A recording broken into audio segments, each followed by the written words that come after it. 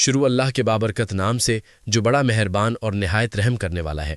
آج کا وظیفہ میں خاص طور پر ان بہنوں اور ماؤں کے لیے لے کر آیا ہوں جو اپنے بھائیوں کو، بیٹوں کو کامیاب ہوتا ہوا دیکھنا چاہتی ہیں۔ یوں تو یہ وظیفہ کوئی بھی کر سکتا ہے، اپنے لیے کر سکتے ہیں، اپنے بھائی بہنوں کے لیے، اپنی اولاد کے لیے کر سکتے ہیں، لیکن چونکہ والدین ہی دنیا میں ایک ایسا رشتہ ہے جو اپنی اولاد کو اپنے سے بڑھ کر ترقی کرتے ہوئے دیکھنا چاہتے ہیں، تو آج کا یہ وظیفہ میں خاص طور پر ان ماؤں بہنوں کے لیے لے کر آیا ہوں جو اپنے بیٹوں کو کامیاب ہوتا ہوا دیکھنا چاہتی ہیں۔ سورۃ الکوثر اور الحمدللہ رب العالمین کا یہ چھوٹا سا وظیفہ ہے، اگر آپ روزانہ کا معمول بنا لیتی ہیں، انشاءاللہ آپ اپنے بیٹے، اپنی اولاد کو کامیاب ہوتے ہوئے دیکھیں گی، اور انشاءاللہ دنیا آپ کے بیٹے کی قسمت پر رشک کرے گی اور اس کی مثالیں دے گی۔ وہ لوگ جو زندگی کے ہر میدان میں اپنی اولاد کو کامیاب دیکھنا چاہتے ہیں تو آج کا یہ وظیفہ لازمی کیجیے، اور انشاءاللہ اس وظیفے کے فضائل اور برکات کی وجہ سے ان کے بیٹے، ان کی اولاد دنیا کے ہر معاملے میں ترقی کی منازل طے کرے گی۔ ناظرین، یہ اتنا تیز وظیفہ ہے کہ فوراً بارگاہ الہی پہنچ کر آپ کی دعا قبول کرواتا ہے۔ یہ وظیفہ زندگی کے ہر مسئلے کے حل کے لیے کافی ہے۔ اگر کامیاب زندگی گزارنا چاہتے ہیں تو اس وظیفے کو لازمی کر لیجئے۔ وہ لوگ جو دنیا کے تمام مسائل سے تنگ آ چکے ہیں اور اپنی اولاد کی وجہ سے بہت زیادہ پریشانی کا شکار ہے، ان سے گزارش کروں گا کہ وہ دنیا جہان کے تمام کام چھوڑ کر یہ وظیفہ لازمی کر لے۔ یہ خاص وظیفہ ہے کہ جسے پڑھنے والا رب کعبہ کو راضی کر لیتا ہے، اور جس بندے سے رب راضی ہو جائے اس بندے کی ہر مشکل پریشانی، تنگ دستی ٹل جاتی ہے۔ سورۃ الکوثر اور الحمدللہ رب العالمین کے کمالات ہر کوئی جانتا ہے۔ اگر کوئی نہیں جانتا تو آج کا یہ وظیفہ بتائے گئے طریقے سے ایک بار میرے کہنے پر کر کے دیکھ لیجئے۔ ناظرین، شرطیہ کہتا ہوں، آپ تمام وظائف بھول جائیں گے، صرف ایک بار پڑھنے کی دیر ہے۔ یہ وظیفہ آج تک جس کسی کو بتایا، جس کسی نے پڑھا، رب نے بے شمار رحمتوں اور برکتوں سے نوازا ہے۔ یہ وہ وظیفہ ہے کہ جس سے انشاءاللہ آپ کی تمام پریشانیاں ختم ہو جائیں گی، اور اس عمل کی برکت سے آپ کی اولاد کی بھی تمام پریشانیاں دور ہو جائیں گی، اور انشاءاللہ آپ کی اولاد دن دگنی رات چگنی ترقی کرے گی۔ ایک مرتبہ ایک صاحب حضرت علی رضی اللہ تعالیٰ عنہ کی بارگاہ میں حاضر ہوئے اور فرمایا، میں تنگ دست ہوں اور گھر کے حالات خراب ہیں، بیٹے کا کاروبار نہیں ہے اور وہ رزق کی وجہ سے پریشان ہے، تنگ دست ہے۔ مولا علی نے فرمایا، جاؤ استغفار کرو۔ ایک دوسرا شخص آ کر کہتا ہے کہ حضرت میں بے اولاد ہوں، پریشان ہوں۔ مولا علی نے فرمایا، جاؤ استغفار کرو۔ ایک تیسرا شخص آ کر کہتا ہے کہ میرے گھر میں پریشانیاں ہیں۔ مولا علی اس سے بھی فرماتے ہیں کہ جاؤ استغفار۔ مختلف مسائل پیش کی اور آپ نے تینوں کو ایک ہی وظیفہ بتایا، تو مولا علی نے فرمایا کہ ہماری تباہی اور بربادی کی سب سے بڑی وجہ ہمارے گناہ ہوتے ہیں۔ اگر کسی کا رزق تنگ ہوتا ہے تو وہ توبہ کرے، اگر پریشانیاں کسی کی جان نہیں چھوڑ رہی تو وہ توبہ کرے، اگر کسی پر آزمائش آتی ہے تو وہ توبہ کرے، اگر کسی کے گھر فاقے ہیں، غربت ہے تو وہ توبہ کرے۔ توبہ کا ذکر، استغفار رب کو راضی کر لیتا ہے، رب کو منا لیتا ہے، اور جس بندے سے رب راضی ہو جاتا ہے پھر اسے مانگنا نہیں پڑتا، اسے غیبی خزانوں سے دیا جاتا ہے۔ مولا علی نے فرمایا کہ جب کبھی آپ پر مشکل وقت آ جائے تو استغفار کرو، اور بعض اوقات انسان سے جانے انجانے میں کوئی ایسا گناہ، کوئی ایسی بات، کوئی ایسا عمل ہو جاتا ہے کہ وہ بندہ رب کی پکڑ میں آ جاتا ہے، اور جب بندہ رب کی پکڑ میں آ جائے تو پھر دنیا کے کوئی جادو جنات، کوئی وظائف و اعمال، کوئی بھی عمل آپ کے لیے فائدہ مند نہیں رہتا۔ تو جب تک آپ اپنے گناہوں کی سچی توبہ نہیں کر لیتے ناظرین، آپ کامیاب ہو ہی نہیں سکتے۔ اس لیے سب سے پہلے آپ نے اپنے گناہوں کی سچی توبہ کرنی ہے، اور یہ سمجھیے کہ کامیابی کا ایک راز ہے جو حضرت علی رضی اللہ تعالیٰ عنہ نے ہمیں بتایا ہے۔ میں لوگوں کے وظائف سنتا ہوں، بڑے بڑے وظائف بتاتے ہیں، بڑے بڑے درس دیتے ہیں، لیکن ہم میں سے آپ سے بہت سے لوگ ان باتوں کو پہلے سے جانتے ہیں۔ مقصد کیا ہے کہ کوئی ایسا عمل بتا دیا جائے جو ہمیں واقعی کامیاب کرے۔ تو ناظرین، استغفار ایک ایسا عمل ہے جو ہماری یقینی کامیابی کا ضامن ہے۔ ہمارے گناہ ہی ہیں جن کی وجہ سے ہماری تباہی اور بربادی روز روز بڑھتی جا رہی ہے، ختم ہونے کا نام ہی نہیں لے رہی۔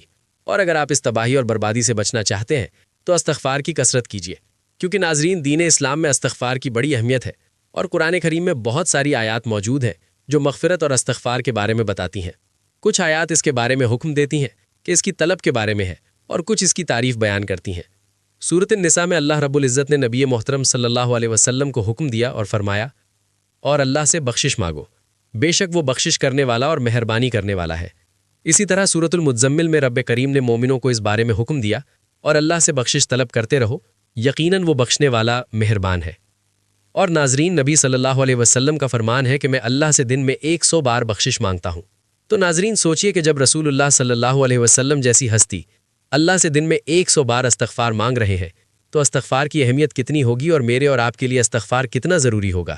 استغفار کے ثمرات میں گناہوں کی بخشش، اللہ کی رضا اور اس کی محبت اور رحمت، عذاب کا ٹل جانا، کثرت سے خیر اور برکت اور دلوں کا روشن اور درجات کا بلند ہونا، زہد و تقوی کا پیدا ہونا، وقار اور بردباری میں اضافہ، روزی میں کشادگی، مال اور دولت میں اضافہ، بلاؤں اور مصیبتوں سے دوری، جسمانی اور روحانی قوتوں میں اضافہ ہونا، اور بے شمار فضائل اور برکات ہیں۔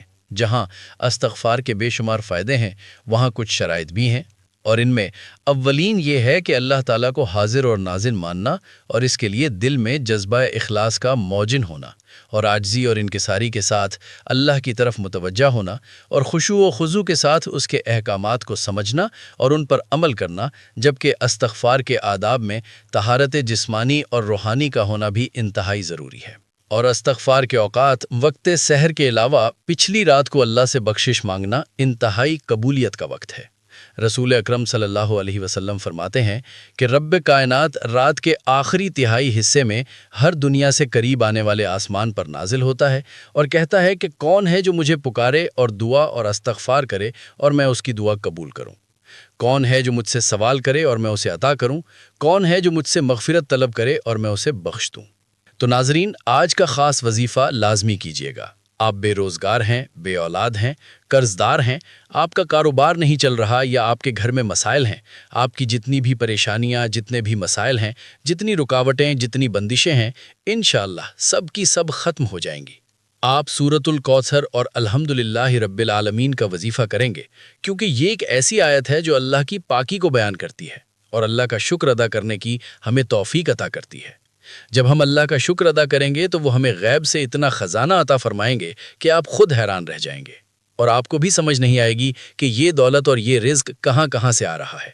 اگر آپ روزانہ کی بنیاد پر یہ عمل کریں گے تو اللہ انشاءاللہ آپ کی اولاد کی ترقی یقینی بنا دے گا، اور لوگ آپ کی اولاد کی ترقی دیکھ کر حیران رہ جائیں گے، اور انشاءاللہ آپ کی اولاد کی قسمت پر رشک کریں گے۔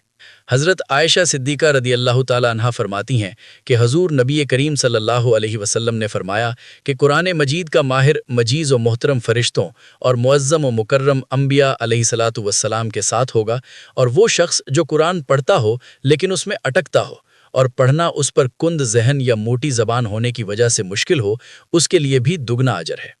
جبکہ ایک دوسری روایت میں ہے کہ وہ شخص جو قرآن پڑھتا ہے حالانکہ یہ پڑھنا اس کے لیے سخت مشکل ہے، تو اس کے لیے 2 اجر ہیں۔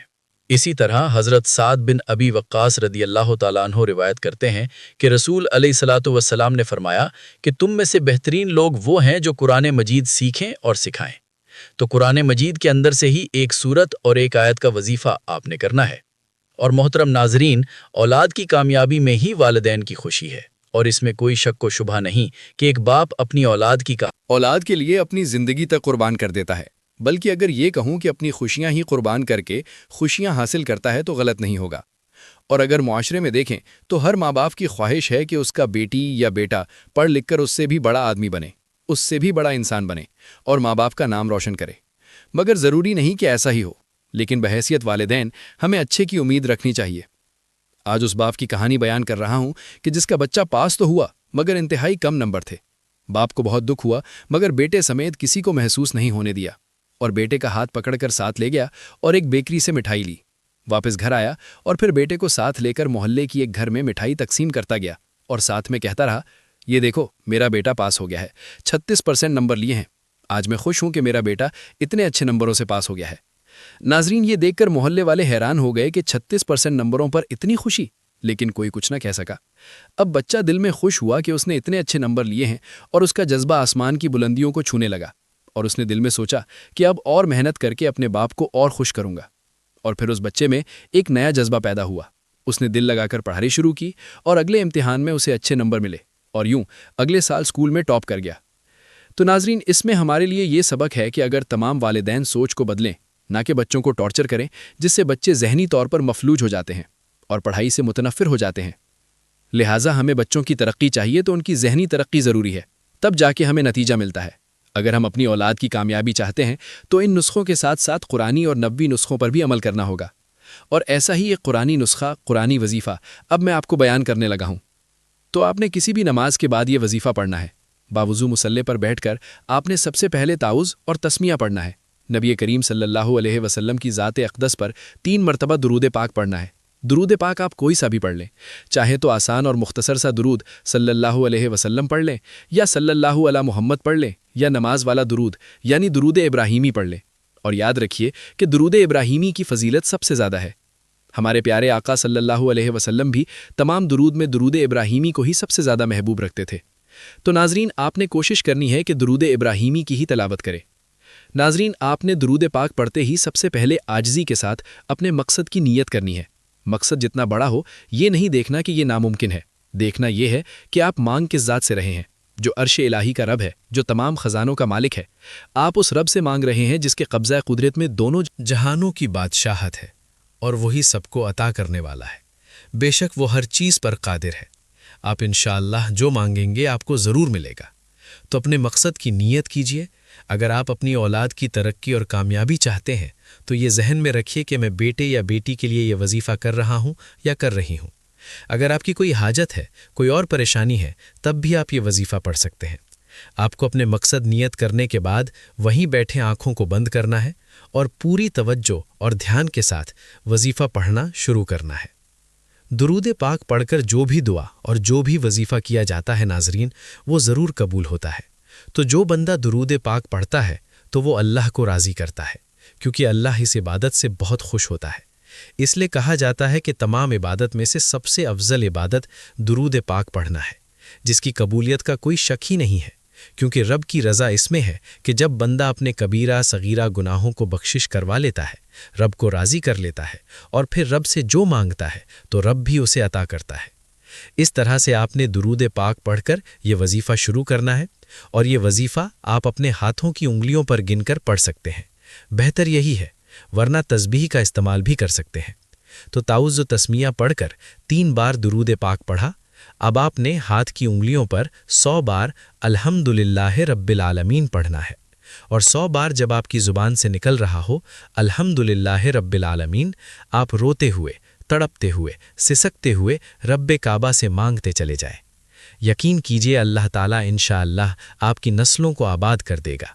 جن گناہوں کی پکڑ کی وجہ سے رب نے آپ کا رزق تنگ کیا ہے، آپ کے گھر میں پریشانیاں ہیں، فاقے ہیں، غربت ہے، تنگ دستی ہے، اس صورت کی فضیلت اور برکت سے انشاءاللہ ہر طرح کی پریشانیاں، ہر طرح کے گناہ اور ہر طرح کی بندشیں ٹوٹ جائیں گی، اور کامیابی انشاءاللہ آپ کا مقدر ہوگی۔